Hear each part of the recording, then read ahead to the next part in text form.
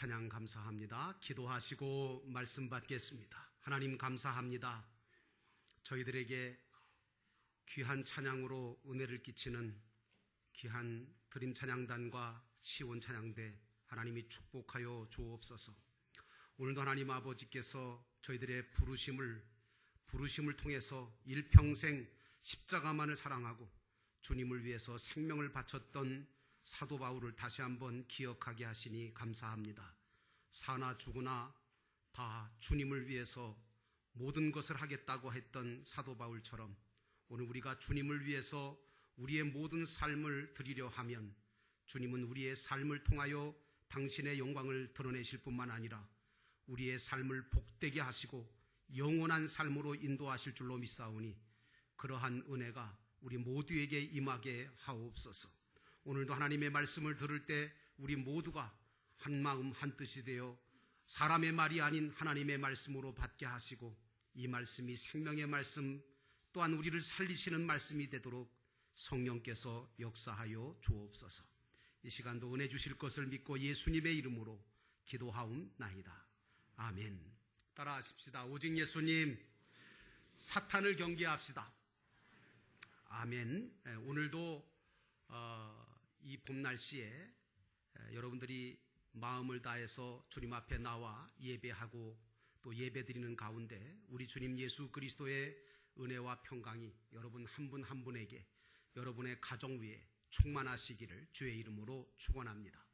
오늘 말씀의 제목은 사탄아 물러가라.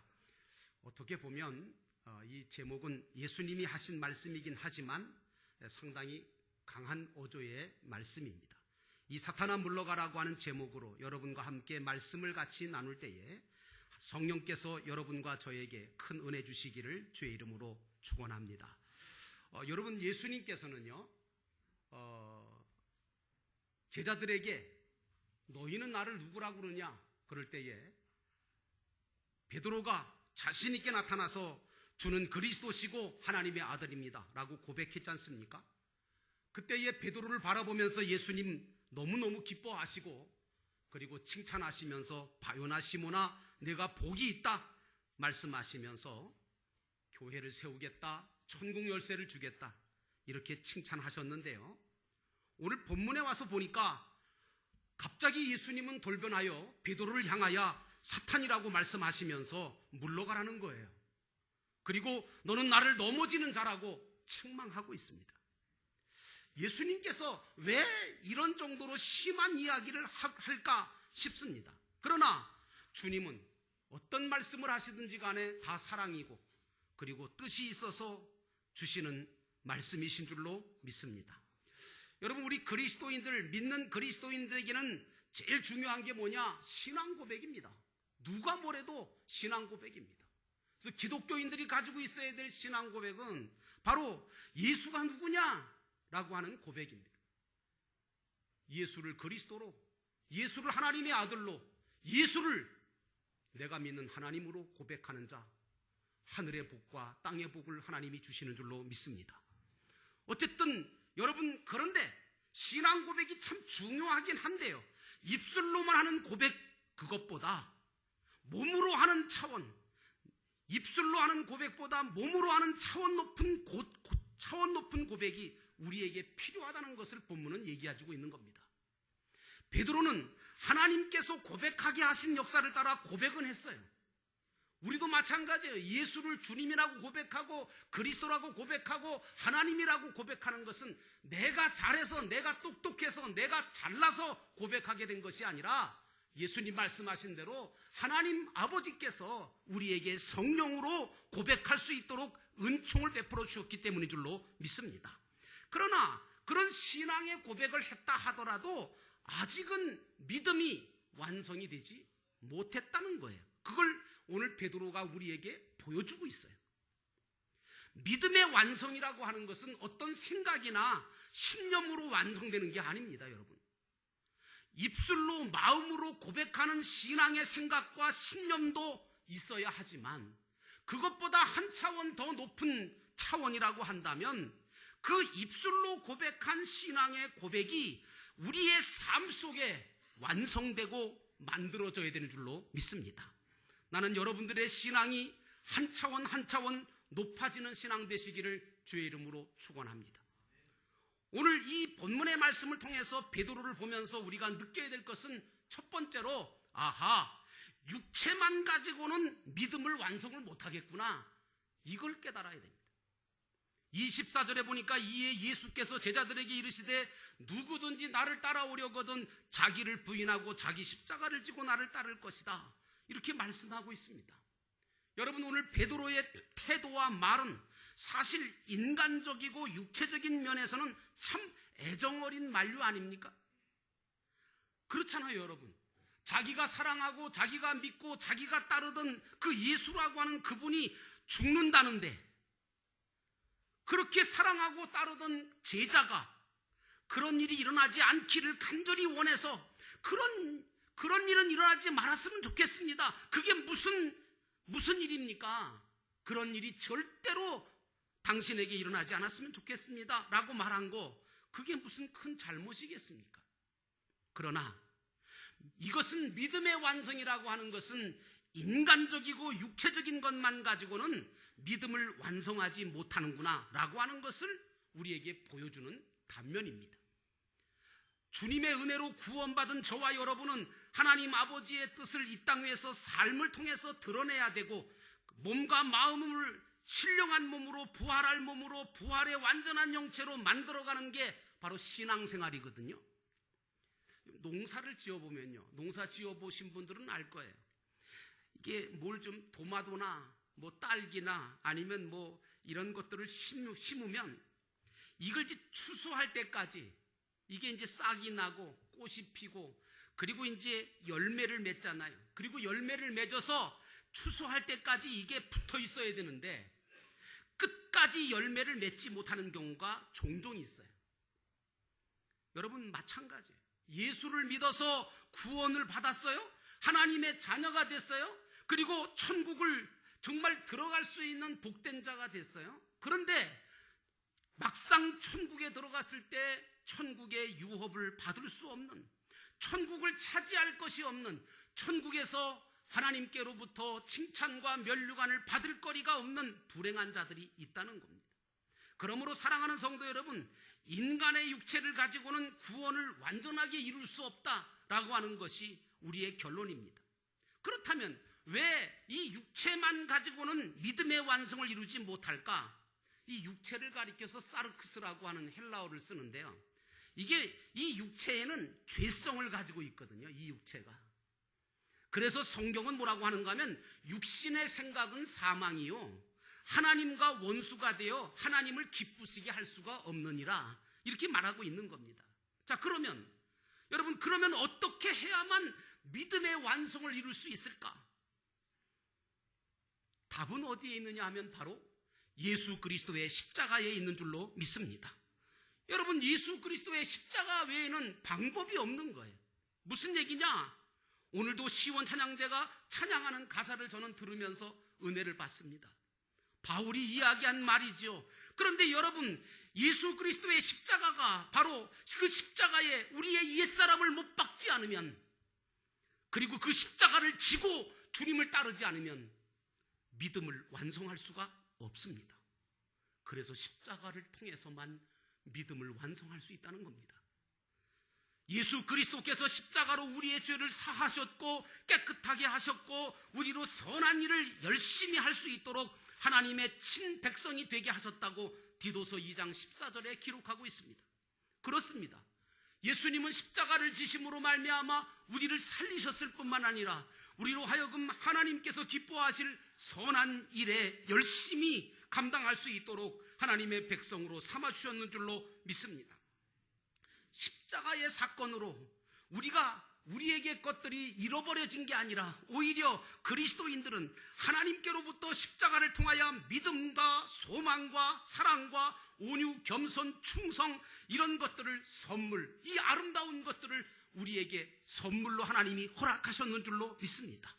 그러므로 하나님이 주신 바 된 이 아름다운 것들로 여러분들은 삶을 통하여 구원을 이루고 믿음을 완성해야지, 다른 세상적인 것 가지고 육체적인 것 가지고는 절대로 구원을 이룰 수가 없다, 이 말씀입니다. 그래서 인간의 육체로는 구원을 이룰 자가 한 사람도 없습니다. 그러므로 사랑하는 성도 여러분, 그리스도 안에서 하나님께서 여러분에게 주신 그 믿음을 소중하게 여기시기를 바랍니다. 그래서 그 그리스도 안에 주신 그 믿음으로 우리의 몸과 삶이 선한 일에 열심을 내기 시작하면 여러분의 몸은 신령한 몸으로 바뀌어질 것이고 부활할 몸으로 바뀌어질 것으로 믿습니다. 썩을 것이로되 썩지 아니할 것으로 바뀌어지고 없어질 것이로되 없어지지 아니할 것들로 만들어지는 줄로 믿습니다. 그러므로 여러분들은 예수님을 머리로 삼고 그분의 지배와 지시와 지도를 밟으면서 살면 모든 것을 이겨낼 수 있고 견뎌낼 수 있고 승리하게 되는데, 이것을 가리켜서 한마디로 믿음이다, 그렇게 얘기하는 겁니다. 일반적으로 우리가 생각할 때 십자가 그러면 고생스럽고 고통당하는 것으로만 생각을 하시지만 사실 십자가에는 그런 고통과 그리고 고생, 그런 것만 있는 것이 아닙니다. 여러분, 그 십자가가 없이는, 그 십자가의 피가 없이는 우리가 죄사함 받을 수 없고, 그 십자가가 있었기에 우리의 몸이 부활체인 완전한 영체의 형체로 변화되어 갈 수가 있는 것입니다. 그러므로 십자가 없이는 그리스도의 형상과 모양으로 변화되는 역사가 결코 일어나지 않습니다. 그래서 십자가의 도는 구원을 얻는 저와 여러분에게는 하나님의 무한한 능력이 되는 줄로 믿습니다.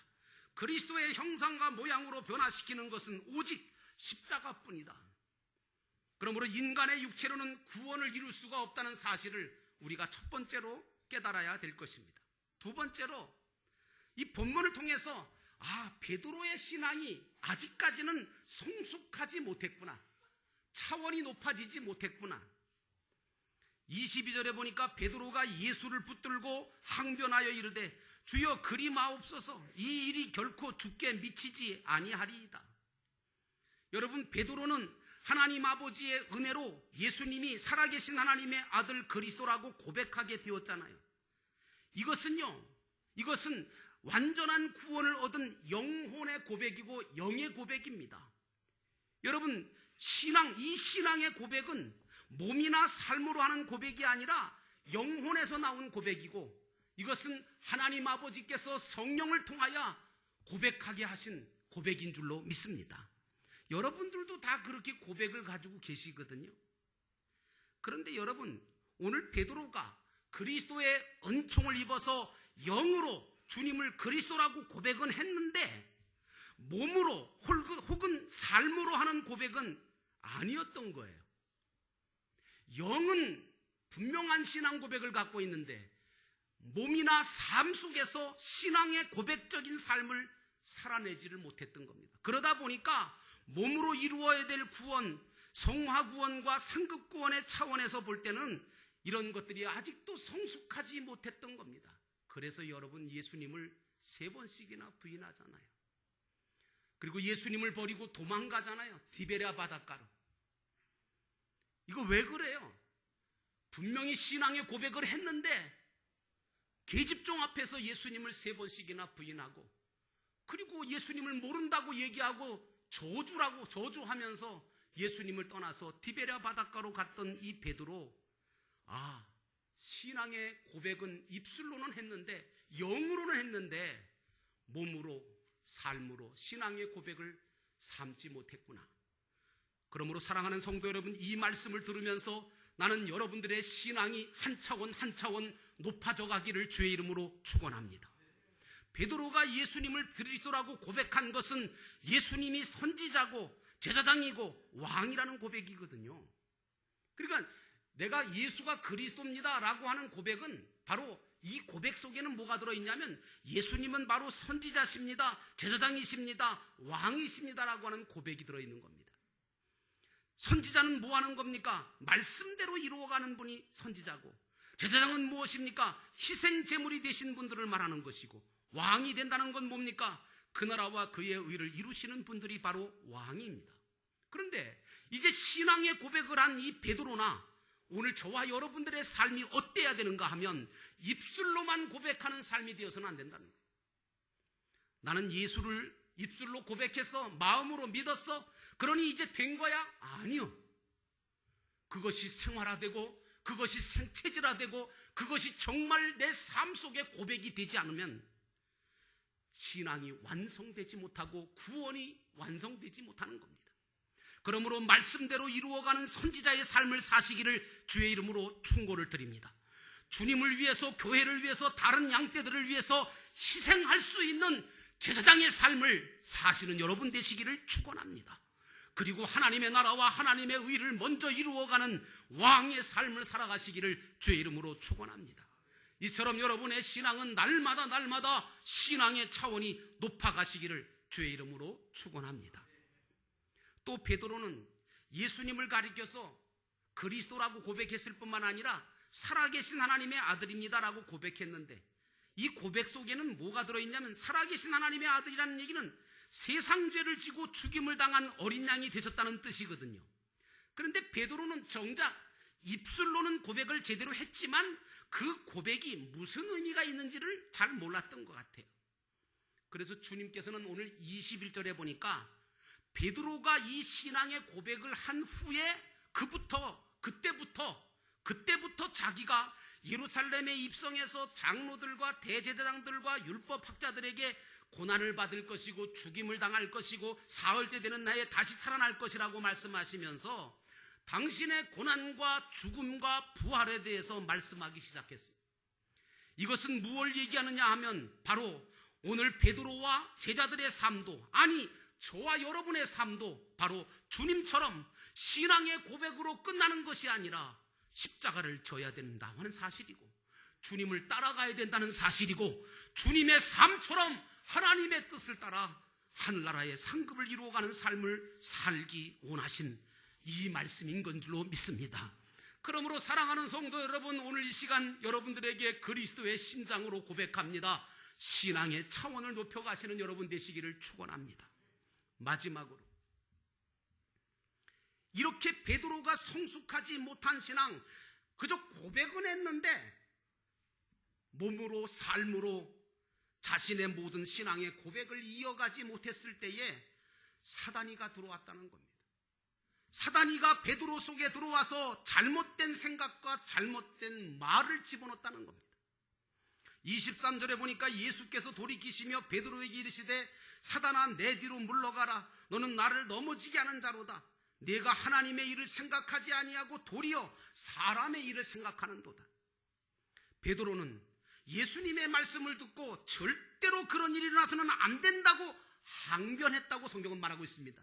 여러분, 여기서 항변했다고 하는 말은 에피티마우라고 하는 말인데, 이 말은 꾸짖는다, 책망한다, 야단친다, 뭐 그런 뜻입니다. 다시 말하면 대든 거예요. 그리고 예수님께 이래서는 안 된다, 저래야 된다 라고 하는 옛사람의 본질과 본성이 그대로 드러난 행동과 말을 쏟아낸 것이 바로 베드로였던 겁니다. 하나님의 생각이나 하나님의 뜻이 아닌 사람의 생각과 사람의 뜻을 드러낸 겁니다. 우리도 그럴 때가 많잖아요.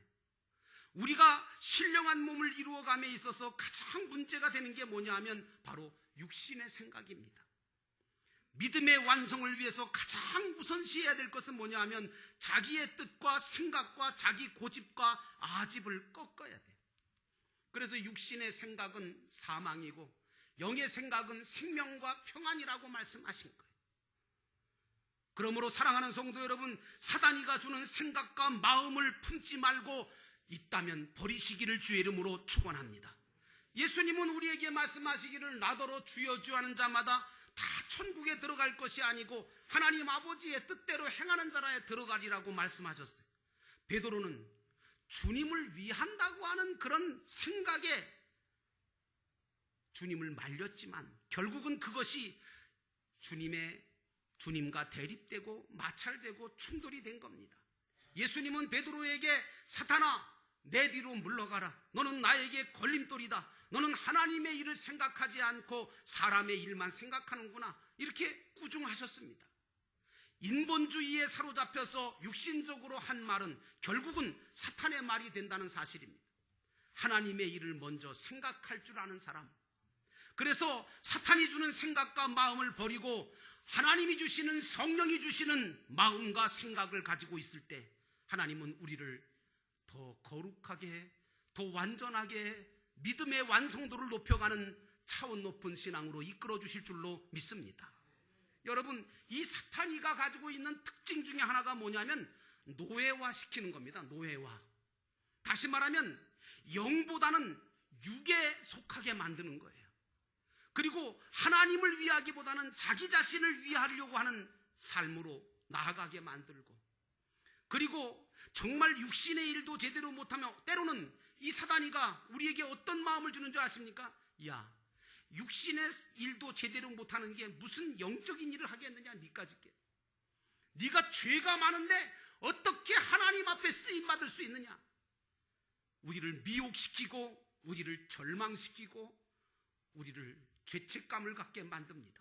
또한 사단은 하나님과 우리를 이간시키고 다른 사람과의 관계를 파괴시키기도 합니다. 불평불만하게 만들고 싸우게 만들고 그리고 분열하게 만듭니다. 이해보다는 오해를 하게 만들고 완강하게 고집을 부려 정말 다른 사람들과의 관계가 멀어지게 만들고 다른 사람을 넘어뜨리게 만듭니다. 예수님은 베드로에게 사탄이라고 얘기했습니다. 그러면 베드로가 진짜 사탄이라는 얘기일까요? 아닙니다, 여러분. 그건 아니라 다만 베드로 속에 들어온 사탄의 역사를 물리쳐 주시려고 이렇게 꾸짖고 책망해 주시는 말씀인 줄로 믿습니다.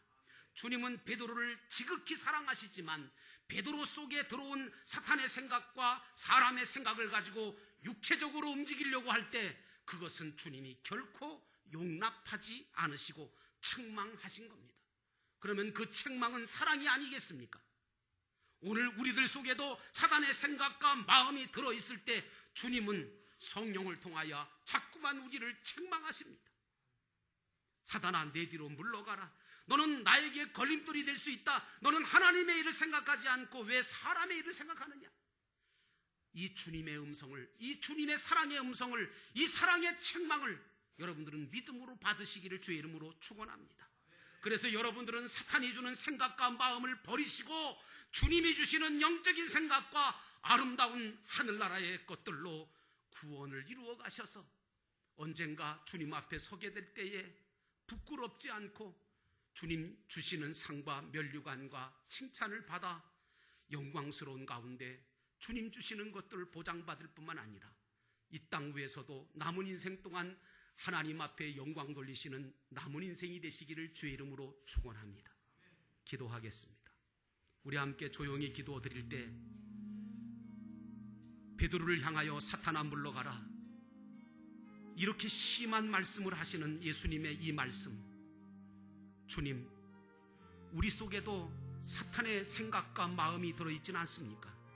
육신의 생각, 사람의 생각, 그 모든 것들이 너무 심해서 하나님 앞에 온전치 못한 저희들을 용서하시고 새로운 믿음을, 온전한 믿음을 완성해 갈 수 있도록 성령님 저희들을 도와주옵소서.